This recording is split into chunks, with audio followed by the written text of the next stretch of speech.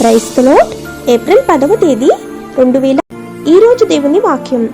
యెహోవా తమకు దేవుడుగా గల జనులు ధన్యులు. కీర్తనల గ్రంథం 144వ అధ్యాయం 15వ వచనం.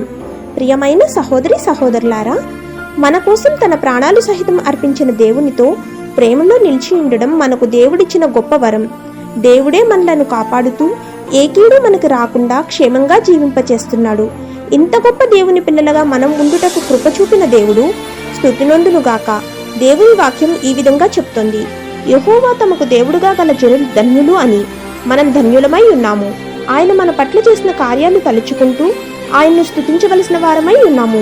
ఇంత గొప్ప దేవుడు మనకు తోడై ఉండగా ఏ దిగులు ఏ చింత లేకుండా నెమ్మది గలవారమై జీవిద్దాం. ఈ వాక్యం మన సృష్టికర్త అయిన దేవుడు స్తుతికి పాత్రుడని తెలియచేస్తుంది.